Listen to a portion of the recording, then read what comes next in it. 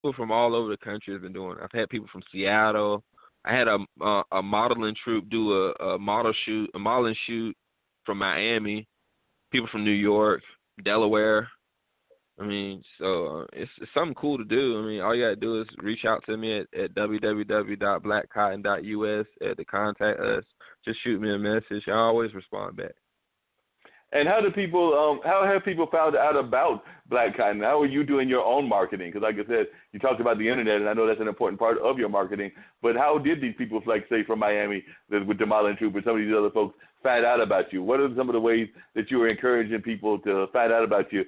And exactly what is involved in the tour? Because, I've still got to do the tour myself at some point. It's been a minute since I've been on farmland. My mom still lives in Rocky Mountain. We still have family farmland that is all part of our property, but I've not been on the farms myself in a while, so I probably need to come and visit the tour as well as get to some of our own family farms, because we have some farmland that's still out there that belongs in our family, but I've been not one to get by that as much as I probably should. Well, come on now. It's always inviting to come down east. And, and that's it too. But on the tour... Yeah, so you were saying on the tour? But on the tour, basically, you see my grandfather house, my great grandparents' house. We go and see the little family cemetery. I even actually have the family cemetery on the home place where the first generation started at, and he was born in 1871. Reverend D.L. Tillery. So he's who started pretty much our family farm, and he was born in Tillery Plantation. So. Right there, we're really close to Tillery, North Carolina, so we kind of give a historical, understanding of where our roots come from. Now, when y'all started the farmland, was he first generation removed from slavery? The first people that started the farm, or was he right in with that person still in slavery, or how did it work in terms of the history of slavery in terms of when y'all took over the farm? Well, he bought out, outright bought the first piece of land, and he was born in 1871, so it was right after the Emancipation Proclamation. But from my understanding, everybody who was from Tillery that was on the plantation still lived on the plantation. Like, they just didn't pick up and move. So, like him and my great-grandfather, they both still lived in Tillery. Wow. So they still lived on the property that was originally owned by the plantation masters. Well, no, they moved from Tillery to Rich Square. Like, my family farm is in Rich Square.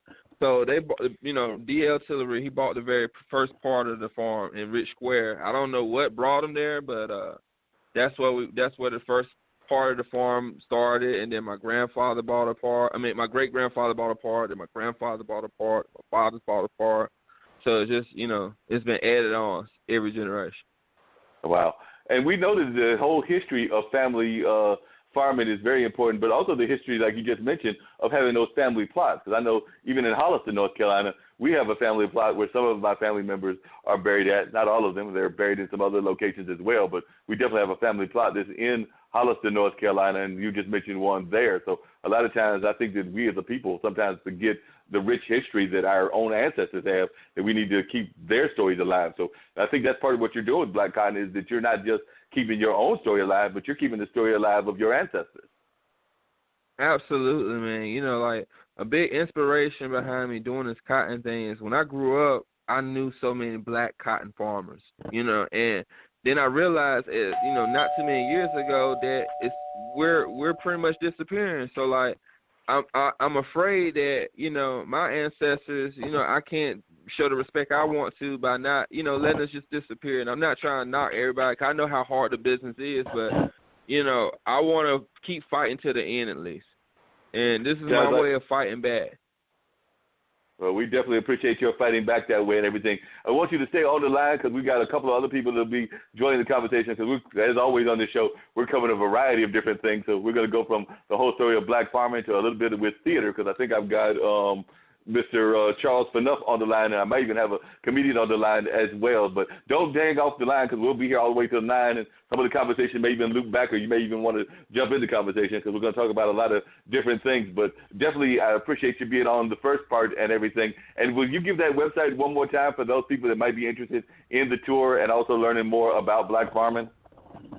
Yes, please. You can check me out at www.blackcotton.us or follow me on Instagram at blackcotton.us. BLACKCOTTON.us. Looking forward to hearing from you. Appreciate it. And like I said, stay on the line, please, as long as you can. And, Dean, I heard at least one bell, maybe two bells. You heard one bell. We have Charles Fanuff on the line. He'll be with us in just 1 second. Appreciate it. This is Nikki Hall, founder of Simply Radiant LLC, a woman with great passion and skill to make you look and feel better. Meet me where you are. Let's take it to another level, a new you. See you soon. Call 919-971-6243. Make your place today.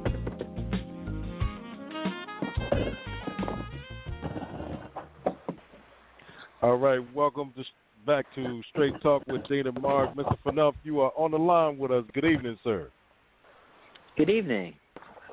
How are you doing, Charles? I've known Charles for a while. I've known Charles back when he was a young man that was actually an intern, if I remember correctly. He was an intern coming from us from the D.C. area. So just to kind of like make a little bit of a transition and everything, tell us where you grew up and everything. And one, did you ever have any dealings at all with rural North Carolina or just rural living? Because earlier we were talking to Mr. Tillery, who's still on the line. And, of course, he's talking about his business, Black Cotton, which is an artistic business. They're actually making artistic designs out of cotton and everything. But he grew up in rural North Carolina, and I know that you probably did not have that kind of background because I know part of your background was living in D.C., but I also don't know every other place that you've lived at. So I was just wondering if you would just share people a little bit about your history, and, of course, we'll get to Theater in the Park and some of the amazing things that you're doing.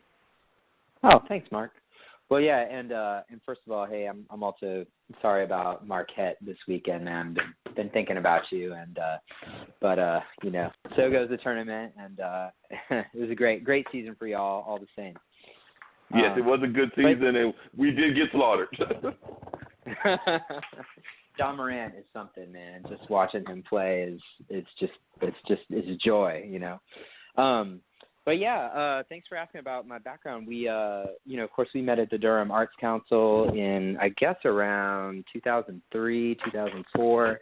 I came and interned at the Arts Council after I graduated from Carolina. Before that, I was in North Carolina for a while, living in Raleigh. Brief stay in Tarboro before that, but I grew up in Michigan mostly, and I moved around a lot as a kid. And we actually lived a lot in kind of rural areas because my dad was in manufacturing, so that's just kind of where, you know, manufacturing was a lot. But now I do have kind of a different kind of relationship with rural North Carolina because my wife is from Greene County, and so I spend a fair amount of time going down there, and you know, really love going and visiting her family. And you know, it's definitely like I've learned some things about rural North Carolina that I didn't know. You know, that are maybe a little counter to some of the things that, you know, people think in bigger cities. And but I love hanging out in rural North Carolina. Her family story is a little bit interesting. She was born in Kinston, but they moved to Greene County, which is a even more rural county because how great the schools were, and still are. And so that's been kind of interesting, spending time going down there with her. And then, you know, the theater, we serve people who come to Raleigh from throughout rural North Carolina, and we have some satellite programs that are also a little bit outside of the city. We do some programming in Wendell. We do some programming in Knightdale. Knightdale's not that rural anymore. Wake Forest, Apex. Some of those places are, you know, obviously much more suburban now than they used to be. But yeah, so that's cool. I enjoyed listening to a little bit of the last segment and the gentleman talking about Black Cotton. So yeah. I don't know that I'm the most knowledgeable person you have about rural North Carolina, but I'm happy to. No problem. I was just curious I was just curious what you thought were some of the stereotypes that surprised you when you were because you just mentioned that when you went to your wife's hometown and around those areas, you said that there were some things that surprised you that were, I guess, counter to the stereotypes that you were thinking when you were growing up around Michigan and everything. I was just wondering what were some of those stereotypes. Yeah. Well, both Michigan and I think in Raleigh. I mean, for example, one thing that's interesting is that Greene County, I believe, is the first county in the whole country that provided every child with a laptop.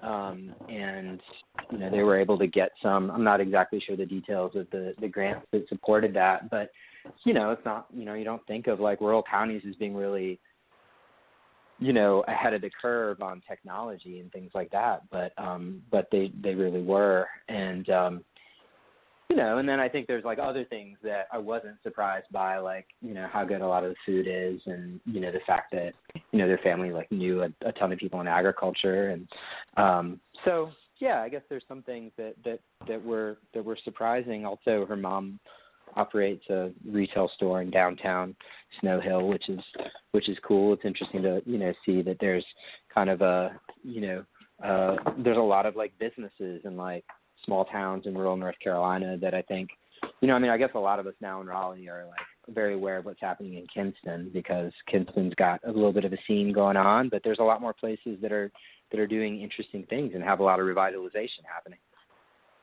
Yeah, and more people are finding themselves having to move to those communities because, like you said, and like Julia said, the gentrification is out here and everything. Not everybody can afford the apartments that are existing in Raleigh or even existing in Durham, some of these prices that are out there and everything. But I was just wondering, one of the things I've always been proud of you about with everything that you do is a lot of your theater deals around social justice. I mean, yes, you do some of the classics and things of that nature, whether it's Shakespeare or whatever else, but a lot of times you're not afraid to use theater as a tool to make social justice statements. And I was just wondering, is that always something that was in the back of your mind growing up, or is this just something that you cultivated as you developed as an adult? Because that's something that I've seen. Like you said, I know Theater in the Park has done stuff at Hayti. You've done stuff with the Sherry Holmes group that encourages black theater goers to come to different productions and things of that nature. So it just seems like you've been very much involved in just making sure that a lot of the plays that you've done have been social justice plays. I want to say we talked earlier at the beginning of the show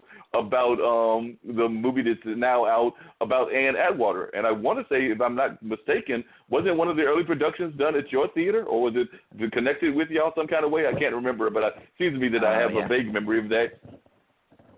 Yeah, I wish I could say that we had something to do with that, but I did see that play at Man Bites Dog. You're talking about Best of Enemies, and that was a pretty spectacular production. And Lakeisha Coffey, Derek Ivey, that was really good. I wish we had produced that play. We probably can't get the rights now, but yeah, I appreciate you noticing that.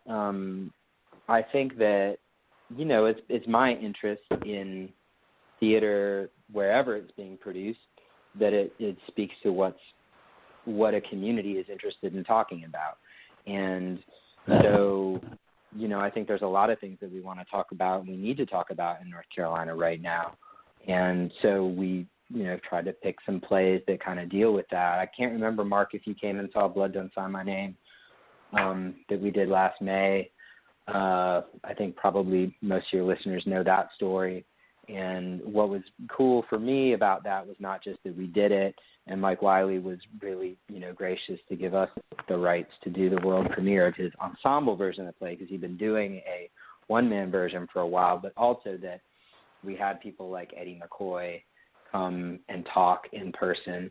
And you know, if you know the story, Eddie is one of the real important activists in that story, and still somebody who's very socially active and a great historian in the town of Oxford.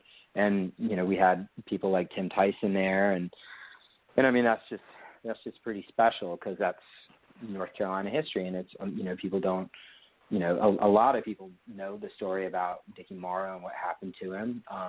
You know, really kind of a late day lynching, 1970.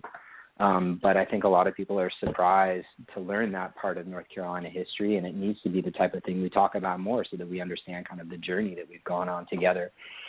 So, you know, when we have opportunities to do plays like that, or plays that address, challenges that women experience, like women's empowerment plays. We've done a few things that kind of fall under that category. We've done some plays that look at challenges that LGBT folks have experienced. Really interesting play we did a year and a half ago called Perfect Arrangement that dealt with kind of the discrimination that queer people experienced in working for the federal government. They were fired in huge numbers during the Red Scare,